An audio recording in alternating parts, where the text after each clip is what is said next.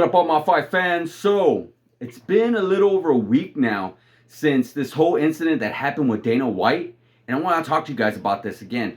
It just, it really, really surprises me and stuns me just how quiet people are.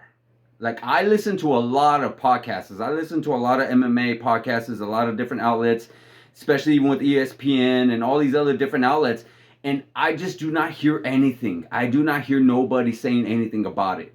It's like they literally want to do their best to just stay quiet about it and sweep it underneath the rug. That's what they want to do. And it just really, really, I guess it really bugs me because I've seen so many fighters, some of my favorite fighters, who unfortunately did have some kind of domestic dispute, but they were constantly for like days, if not weeks, thrown under and buried under social media and in other outlets, and then you hear all these other fighters who have podcasts and all these other podcast outlets who are just constantly talking about that incident that transpired with the fighters and their significant other. But yet now we have Dana White, who is the leader of the UFC, who pretty much is leading the way. He does have some bosses, but he is still the main top boss, the main top guy.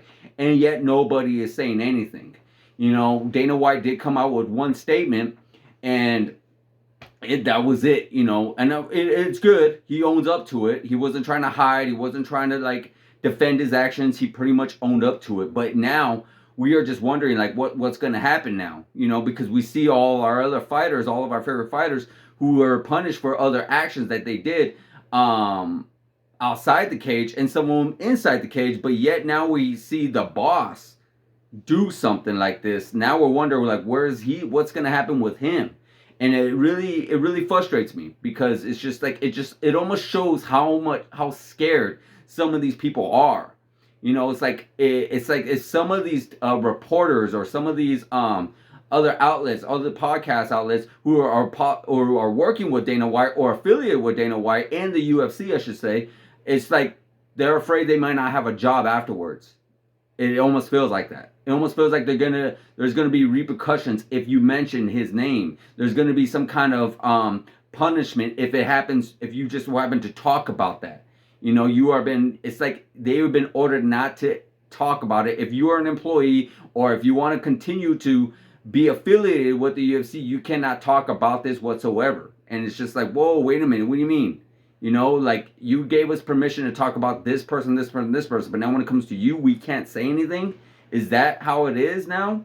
There's just so much going on behind the scenes when it comes to reporters and reporting and such like that. I always felt like that's what the case was. You're supposed to go over there and you do got to ask the hard questions. You can't obviously have someone and go over to a press conference and just so happen to already have questions prepared. It just so happens to be easy questions. It's unfortunate. We all get asked hard, difficult questions at times that we don't want to answer, but we got to answer. It's part of our business. It's part of our world.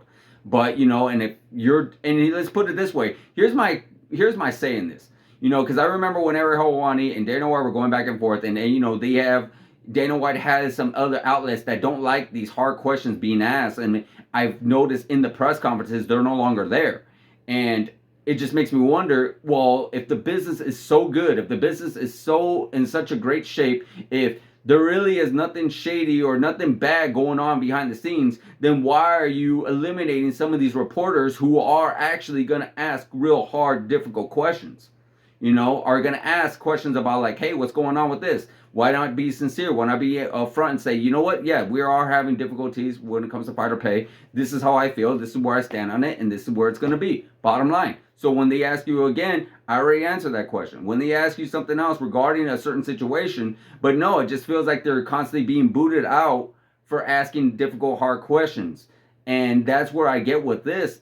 Now, nobody's asking questions regarding this whole incident, and no one's reporting about it. Very few people, I should say, were reporting about it. There's some outlets that are reporting, that are saying something, and that are actually saying, yeah, these people who have a voice, who have talked about so much regarding, this steroids and other domestic abuse and just all these other incidents that happen within these fighters, have always said something, including, you know, big top dogs in the business, but yet now no one's saying anything. And it's really mind-blowing and really puzzling. Like, wow, I can't believe that. I really can't believe it. And, you know, no one's asking for Dana White's job. No one's telling them, like, hey, you got to be fired. We got to do this. Like, no, but we're just saying we need some repercussions. We need to see, like, hey, we care about this. Like, we do have a stand for this. We do not, you know, this is not tolerable. You know, we have always said that. Everyone said that. I believe even Dana White has said that it's not tolerable to ever lay your hands on a woman. So when he actually just so happens to do it, he needs to show, like, what he stands for. He needs to show, like, hey, this is what, you know, I made a mistake and this is the direction I'm taking this in. You know, I'm not going to just sweep this under the rug. This is how serious of a mistake it was. And that's something I guess we all want to see. We all hope to see. You know, we want to see this silence and hopefully it goes away and nothing comes out of this. So that's just more how I feel. I would like to know what you guys feel. Let me know in the comments. Let me know what you guys are thinking. Like, subscribe, hit that notification button, guys. And guys, please, again, you never ever lay your hands on a woman. No matter what the cause, no matter what you're doing, it's just literally 100%. Even if she strikes first, leave, walk away, run away, do whatever you can, but you do not do that. You just don't. It's not, I don't care what anybody says, equal rights. That's just what I got to say. That's where I stand on it. I hope you guys stand on it the exact same. I'll see you guys in the next video.